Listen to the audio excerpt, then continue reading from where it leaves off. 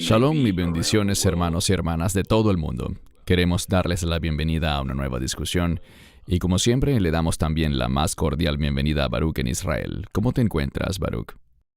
Shalom, Cristian, estoy muy bien. ¿Qué tal tú y tu familia? Todos bien, gracias a Dios. Baruch, antes de entrar en materia, quiero agradecer una vez más a toda la audiencia que ha estado viendo estos videos, comentando y también escribiéndonos, tanto en inglés como en español. Debido al crecimiento de la audiencia hispana, ahora colocamos los textos en pantalla tanto en inglés como en español. Y esperamos seguir haciéndolo, Dios mediante. Quiero agradecer personalmente a Einstein Guzmán por trabajar duro cada semana para traducir y doblar mi voz y la de Baruch en los videos en español. Apreciamos mucho su trabajo. Es una verdadera bendición para nosotros y alabamos a Dios por su labor. El tema de hoy es uno muy interesante. Lo que queremos hacer es estudiar qué pasará exactamente en el momento del rapto. Así que, si estás listo, Baruch, iniciemos. Muy bien. A manera de introducción, la palabra rapto no aparece en la Biblia. El término proviene de una palabra en latín que significa llevar, transportar o arrebatar. El concepto del arrebatamiento o rapto de la iglesia se enseña claramente en las Escrituras. Vemos también la palabra arpazo. El arrebatamiento de la iglesia es el evento en el que Dios arrebata a todos los creyentes de la tierra para dar paso al derramamiento de su justo juicio sobre la tierra durante el período de la tribulación. Creo que arpazo significa arrebatamiento, pero en ocasiones se refiere a él como un arrebatamiento muy violento y repentino. ¿Qué comentarios iniciales nos puedes brindar, Baruch? Estamos de acuerdo en que esta palabra arpazo, cuando la vemos en forma verbal, significa justo eso, una remoción muy rápida. Frecuentemente se traduce como arrebatamiento, y eso está bien. De lo que no se trata es de mantener algo en un lugar, sino que hay un cambio de ubicación. Esto es muy importante, pues sabemos que ocurrirá antes del juicio y, más específicamente, antes de la ira de Dios. Algo de lo que creo que es importante hablar, y tal vez en otro video entraremos más en detalles al respecto, es sobre el período de la tribulación. Desde mi punto de vista, sé que mucha gente califica como tribulación a esos últimos 7 años, también conocidos como la Semana 70 de Daniel. Pero la pregunta que le hago a la gente es, cuando hablamos del período de la tribulación, ¿queremos decir que durante todos esos 7 años se verá el mismo tipo de tribulación?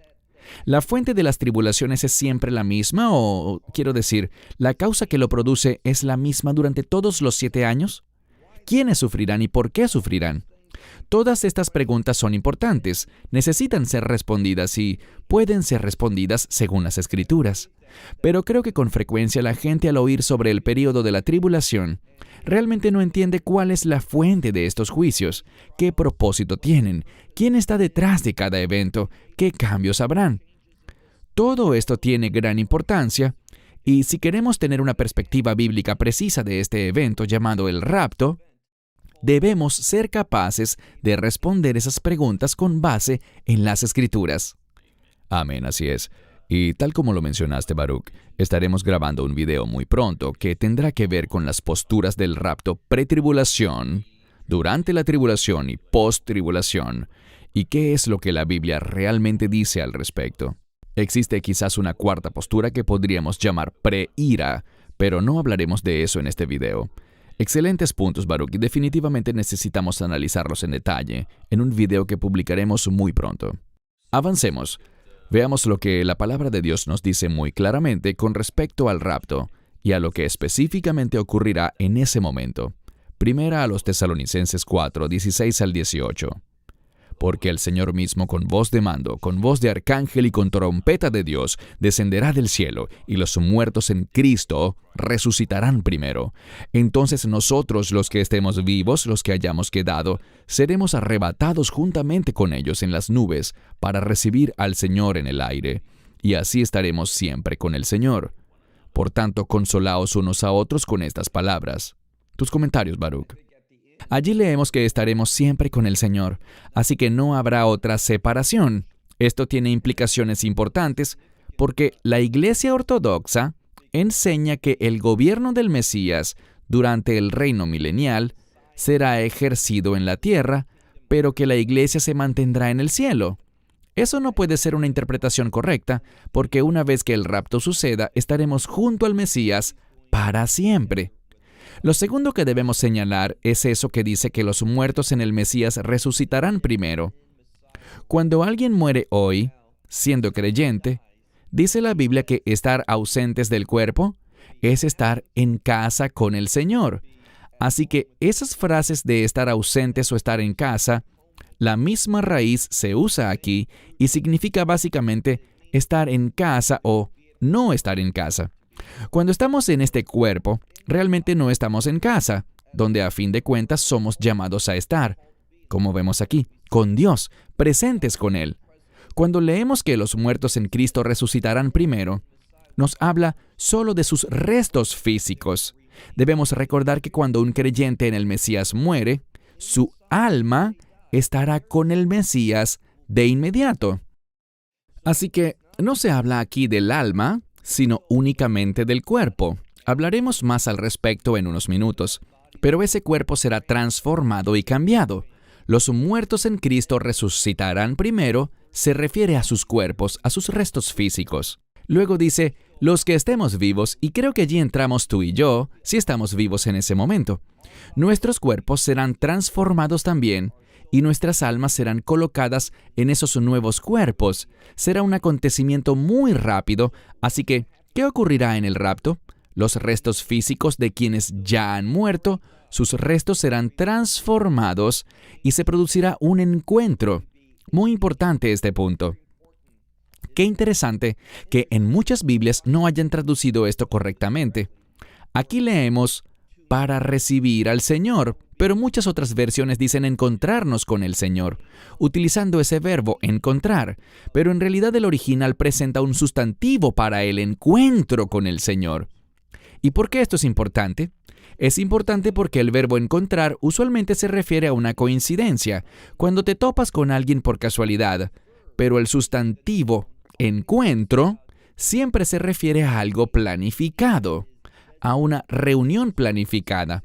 Entonces el encuentro nos habla de algo que ha sido planificado, algo de lo que debemos estar conscientes y algo para lo cual deberíamos tener una gran expectativa.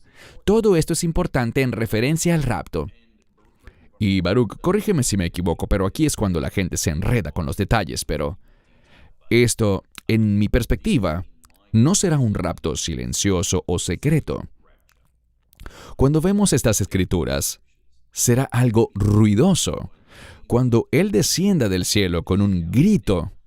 ¿Qué perspectiva tienes sobre esto, Baruch? ¿Serán solo los creyentes sobre la tierra quienes lo escuchen y lo vean? ¿O el mundo entero lo oirá y lo verá? Es una pregunta interesante que con frecuencia nos han realizado. Sí, es una excelente pregunta y es interesante. No sé si tengamos una respuesta clara en la Biblia. Es decir, cuando leemos este pasaje dice, la voz del arcángel, esto implica que habrá un sonido y la trompeta de Dios normalmente. La trompeta se refiere a lo que Dios ha provisto. El sonido de la trompeta nos recuerda que Dios ha provisto para la victoria, provisto para la vida. Entonces, bien sea que esto será algo que solo nosotros oiremos o que el mundo entero oirá, no vemos que el rapto sea un evento que conduzca a cambios importantes en el mundo para aquellos que se queden aquí.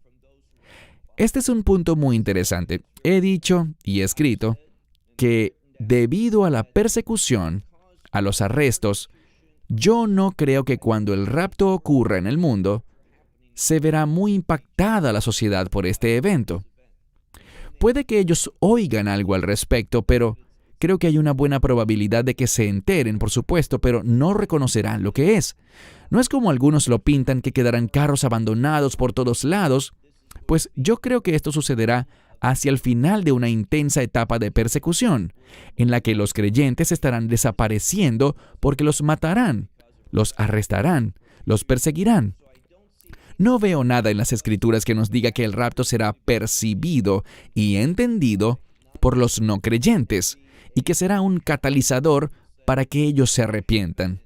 Una de las cosas que yo diría es que no vemos otro evento fuera de la segunda venida del Mesías que traiga un cambio real en Israel. No vemos que después del rapto venga un maravilloso tiempo de evangelismo con millares siendo salvos, ni nada parecido. Todo lo contrario, después del rapto la ira de Dios iniciará. Y cuando leemos Apocalipsis, descubrimos que, a pesar de que Dios derramará su juicio y su intensa ira, lo que se dice es que la gente no se arrepentirá. No vemos que se anuncie en la Biblia un tiempo poderoso de salvación y evangelismo después del rapto. Amén, gracias. Continuemos. La siguiente escritura está en Lucas 17, verso 34 al 36.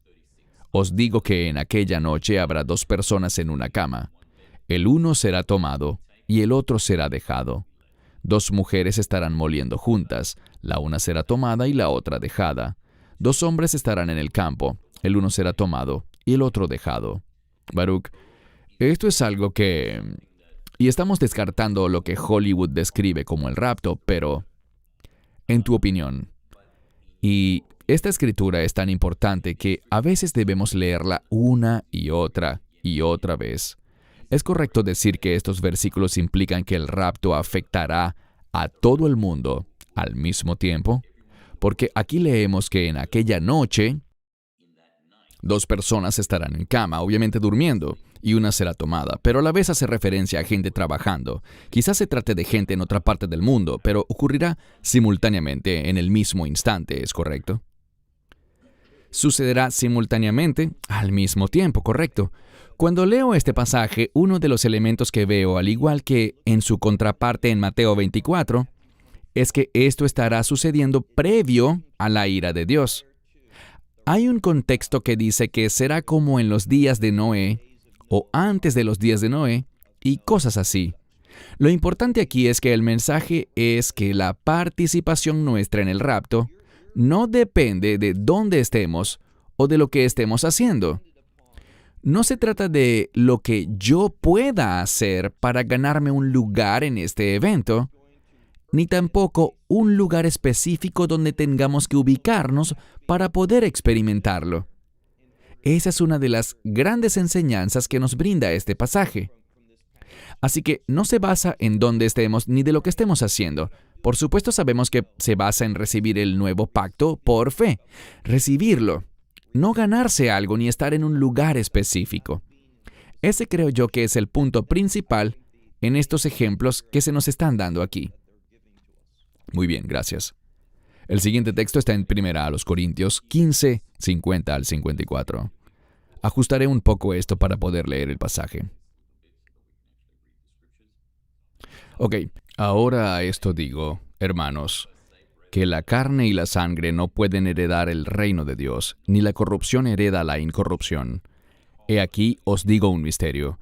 No todos dormiremos, pero todos seremos transformados. En un momento, en un abrir y cerrar de ojos, a la final trompeta, porque se tocará la trompeta y los muertos serán resucitados incorruptibles, y nosotros seremos transformados, porque es necesario que esto corruptible se vista de incorrupción, y esto mortal se vista de inmortalidad.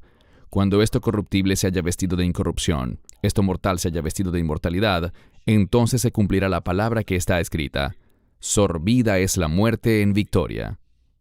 Tocaste este punto hace unos minutos, Baruch, indicando que nuestros cuerpos necesitan un cambio. Debemos pasar de lo corruptible a lo incorruptible.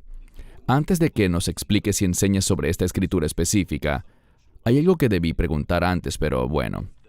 Si nuestra esperanza bendita, el rapto, ocurriera mientras tú y yo seguimos vivos en la tierra, cuando el Señor dice que los muertos en Cristo resucitarán primero, ¿significa eso que nosotros veremos cómo esos cuerpos se levantan incorruptibles antes, por supuesto, de que nosotros también seamos levantados para el encuentro con el Señor en el aire?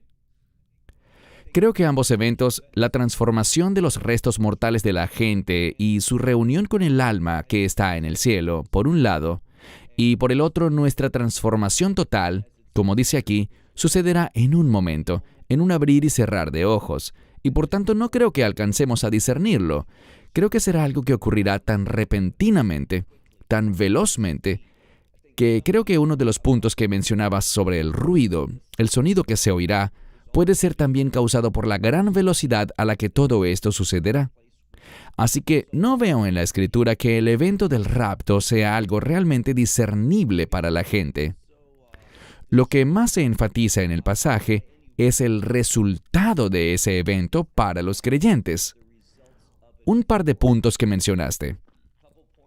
Para lo corruptible y lo incorruptible, también podríamos utilizar las palabras mortal e inmortal. Eso es lo que recibiremos, un cuerpo que no es capaz de morir, cuerpos eternos, cuerpos de reino. Y también habla sobre el cambio que ocurrirá. Y noten que dice, a la final trompeta. Existe una diferencia aquí, porque demasiada gente lee este pasaje e interpreta que la final trompeta lo que significa es el último sonido de la trompeta, pero esto no es lo que la Escritura está diciendo. No dice que es el último sonido de la trompeta, sino la final trompeta. ¿Y cómo podemos entender esto? Bien, existen dentro de una sinagoga, por ejemplo, unos instrumentos a los que llamamos shofarot, y son cuernos de carnero, pero uno de ellos es designado para el Rosh Hashanah, el día del sonido o el día de la fiesta de las trompetas. Uno de estos cuernos se designa para ser utilizado en el servicio, así que a este cuerno se le denomina la trompeta de Rosh Hashanah, el shofar. Igualmente, cuando aquí leemos la final trompeta, nos habla de la trompeta que sonará y que sonará múltiples veces. Lo vemos en el libro de Apocalipsis y es la trompeta de los últimos días. Entonces, cuando dice a la final trompeta, no está diciendo que es el último sonido de la trompeta, sino que simplemente es la trompeta designada para los últimos días, los tiempos finales. Esto es algo muy importante y, de nuevo, el sonido de la trompeta nos recuerda la provisión de Dios para la victoria. Y eso es lo que veremos al final. Todo esto va de la mano. Mientras más entendemos las ilustraciones y los símbolos de las Escrituras, más nos ayudará a enlazar todas estas ideas, pues ahí vemos que la muerte, que regularmente se relaciona con el pecado, ya no existirá el aguijón del pecado, la muerte es sorbida en victoria.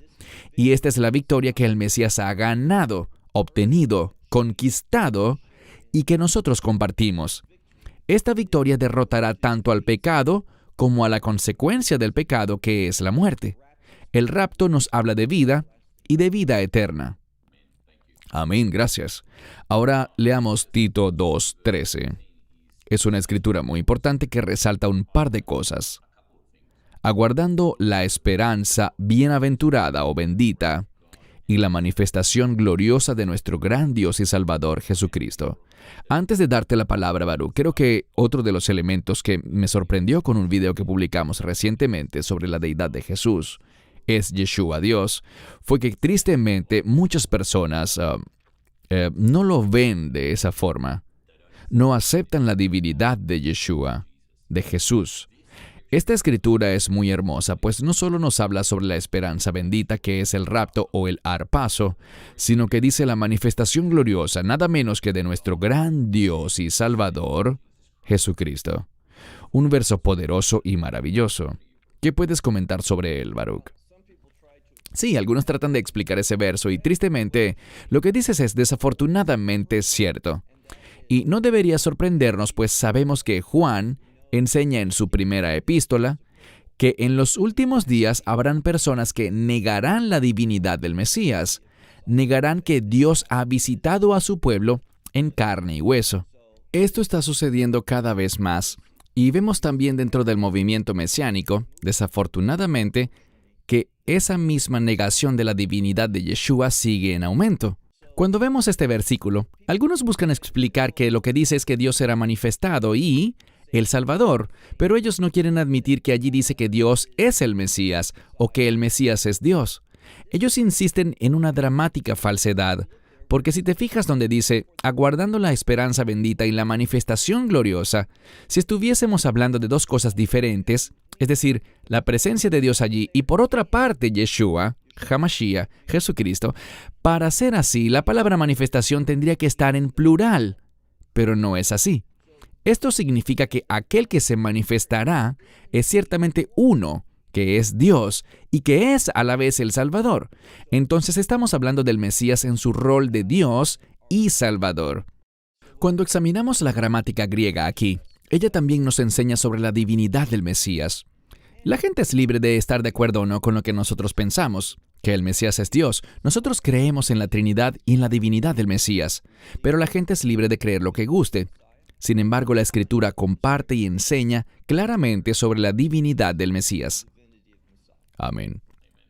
Y bien, Baruch, otra pregunta que nos hacen regularmente es, ¿qué pasará? Quiero decir, el rapto será un evento asombroso y maravilloso, pero ¿qué crees que ocurrirá inmediatamente después del rapto? Para nosotros, simplemente imagínalo. Seremos transformados en un nuevo cuerpo, una nueva existencia. Seremos perfectos. No tendremos nunca jamás conexión alguna con el pecado. Estaremos por siempre en presencia del Dios viviente. Esa será nuestra realidad. Y una de las cosas que quiero enfatizar es que el rapto es para la iglesia, para los creyentes. Eso es lo importante. No es para el no creyente. Debemos aclarar que parte del pueblo judío, obviamente, también formará parte del rapto. Todos los judíos que sean creyentes, tal como los gentiles que sean creyentes. Pero no será principalmente para la casa de Israel en un sentido, para los hijos de Jacob. Lo que vemos en la palabra es que la segunda venida será el evento que tendrá más implicaciones para Israel, para que lleguen a la fe en el Mesías. Entonces, el rapto es un evento único para aquellos que han sido llamados, y este llamado se basa en haber recibido el Evangelio. Por tanto, no será tampoco un evento para el mundo, sino que, diría yo, exclusivamente para creyentes. Amén. Y yo puedo imaginar el caos. Sé que dijiste que el mundo estará en tal conmoción, en tal inestabilidad de cualquier manera a medida que se aproxima el rapto, pero seguramente el mundo estará en un peor estado luego de que suceda el rapto, cuando los creyentes ya no estén sobre la tierra. Bueno, al poco tiempo la ira de Dios empezará a caer. Entendemos que, y será un tema del que hablaremos en este nuevo video, en uno posterior a este, pero que sabemos que el rapto tiene que ocurrir para que se inicie la ira de Dios. Por tanto, con seguridad, después del rapto, y quiero insistir, nadie sabe el día ni la hora, si será momentos después o si serán días, semanas o meses, no lo sabemos, pero poco después la ira de Dios se iniciará. Mi creencia personal es que será muy poco tiempo después y por lo tanto el mundo se hallará en una situación mucho peor. Pero Dios demostrará su fidelidad para con quienes están en un pacto con Él, y su fidelidad en el sentido de juicio para quienes rechazaron ese pacto. El pacto trae maravillosos beneficios, pero si rechazamos esos maravillosos beneficios y rechazamos tener una relación de pacto con Dios, el resultado de esto es juicio. Y esto es lo que empezará pronto. Así que el mundo, en mi opinión, estará en muy poco tiempo sumido en gran angustia debido a la ira de Dios. Amén. Y amigos, quiero decirles que si todavía no han hecho de Yeshua el Señor de sus vidas, nuestro llamado para ustedes es a que hagan a Jesús el Señor y Salvador de sus vidas hoy. No querrán perderse el rapto, no querrán perderse la esperanza bendita. No querrán correr el riesgo de sufrir una separación eterna del Señor. Esta es una asombrosa bendición y un asombroso regalo que solo viene de Yeshua, de Jesucristo y de nadie más. Así que, por favor, haz a Jesús el Señor de tu vida. Baruch, gracias por la enseñanza de hoy. Ciertamente me bendijo. Tus comentarios finales, por favor. Solo quiero hacer eco de lo que has dicho, Cristian, con respecto a la urgencia de que la gente se ponga a cuentas con Dios, que confiesen sus pecados, que confíen en la cruz, quiero decir en la obra de redención del Mesías, que Él cumplió el día de la Pascua, para que podamos ser eternamente redimidos, conservar esa esperanza y formar parte de ese evento sin igual, que llamamos la esperanza bendita, porque Él nos traerá al cumplimiento de lo que hemos estado esperando. Y eso es estar con Dios, estar en intimidad con Él, en su reino, por siempre y para siempre. De nuevo, recuerden el verso que dice, anímense unos a otros con estas palabras.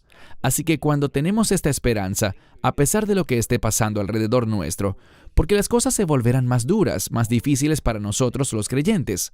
Ya está pasando en muchos lugares, persecuciones en una gran variedad de formas y cada vez más intensas, solo porque una persona confiesa su fe.